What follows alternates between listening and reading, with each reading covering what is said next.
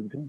जी, तो डॉक्टर जतिन, जो डॉक्टर ब्योत्रा ने अभी कंसर्न जताया, ये तो मतलब काफी ज्यादा चिंताजनक है कि आपकी मौजूदा दवाइयां असर करना धीरे धीरे बंद कर रही हैं, भले ही वो उनके मिसयूज के कारण हो रहा है, और आपके पास कोई नए सेट ऑफ ड्रग्स नहीं है। तो आने वाले समय में वाकई एक बड़ा कंसर्न है कि क्या ये बैक्टीरिया और ज्यादा जानलेवा बन जाएंगे। जो बैक्टीरिया है, सर ने बिल्कुल ठीक बताया कि बैक्टीरिया जो है वो ऑलरेडी जानलेवा बन चुके हैं, तभी इनका नाम अब सुपर बग कहा गया है। सुपर बग मीन्स कि जो ऑलरेडी पहले जो सिंपल एंटीबायोटिक्स से यूज करने से इन्फेक्शन ठीक हो जाता था, अब वो नहीं हो पा रहा है। नाउ हमारे को हायर एंटीबायोटिक्स पे जाना पड़ रहा है, और ऐसी हायर एंटीबायोटिक्स जिसकी टॉक्सिसिटी ज्यादा होती है, चाहे वो शरीर पे हो, चाहे वो बैक्टीरियल चेंजिंग में हो, बट जो आउटकम होता है वो इतना अच्छा नहीं हो पाता।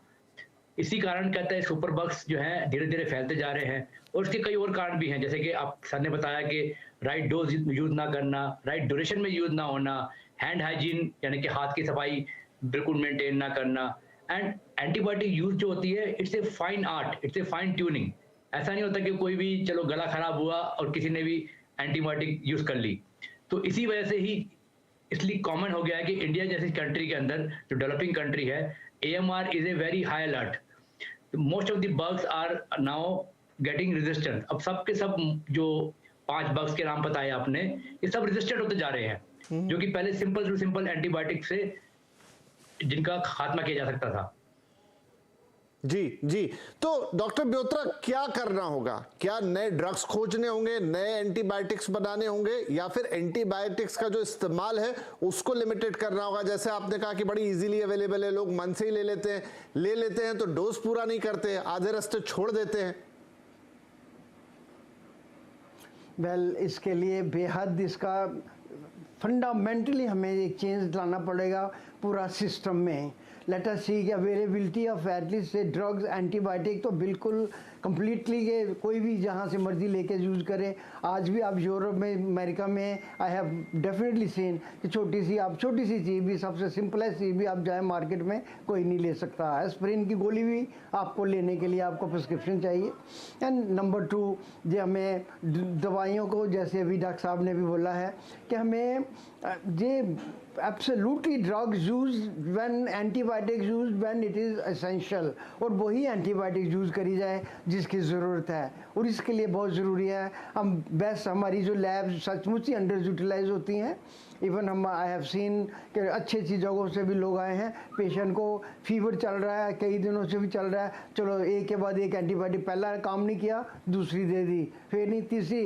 क्योंकि हमारा एक I place in A hospital जो टर्शरी केयर हॉस्पिटल है, जहाँ से पेशेंट आते हैं जो मस्ट बहुत सारी जगहों से, एक जगह hospital and other hospital and third hospital, when we have taken almost सारे एंटीबायोटिक ले चुके हैं। तो ये we feel absolutely at time feel disgusted कि आखिर ऐसा कैसे कर सकते हैं।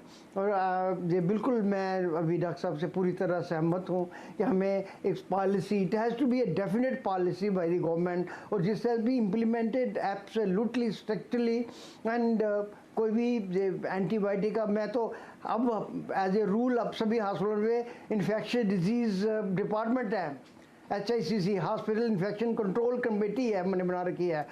कोई डिपार्टमेंट 2 से ज़्यादा एंटीबायोटिक्स यूज़ करता है, उसके लिए परमिशन देनी पड़ती है उनको। वो आके कमेटी वाले देखते हैं, कंट्रोल कमेटी, कि ये बहुत इंपॉर्टेंट है, so that unnecessary without, because I have seen patient without, I can tell without anything कि 5 एंटीबायोटिक्स जिनको मिल रहे थे, और कुछ एंटीबायोटिक एक ही जो फैमिली से हैं उसके भी 2 मिल रहे हैं। तो ये I think we have to make somewhere breakthrough करना पड़ेगा, और अभी नहीं करेगा। जैसे मैंने आपको बोला, we are really feeling, we are really in stage, जब क्या होगा आने वाला, वी फील एट टाइम, सोचते हैं, हमारा दिल भी कांप उठता है कि करेंगे क्या आने वाले समय। जी नहीं, बड़ा कंसर्न, बड़ा सवाल। और ये तो ठीक है कि इन बैक्टीरिया से हम जूझ रहे हैं, लेकिन जो मेडिकल जो हमारा सिस्टम है और जो एंटीबायोटिक का इस्तेमाल है आने वाले वक्त के लिए, डॉक्टर साहब कह रहे दिल कांप जाता है, तो वाकई बड़ा कंसर्न। एक छोटा ब्रेक मुझे यहाँ लेना होगा और इस बात को और आगे बढ़ाएंगे। एक तो कि कैसे दवाइयों को डील किया जाए, और दूसरा दूसरा, ये जो बैक्टीरिया है ये अलग अलग उम्र के लोगों को भी प्रभावित कर रहे हैं और सिर्फ भारत नहीं पूरी दुनिया में इनका जाल फैला हुआ है। तो क्या ये और बढ़ता जाएगा? क्या वर्ल्ड वाइड कोई एक स्टेप इनके लिए उठाया जाएगा, कोई एक्शन होगा? क्या हो सकता है, क्या किया जा सकता है? छोटे से ब्रेक के बाद बातचीत जारी रहेगी।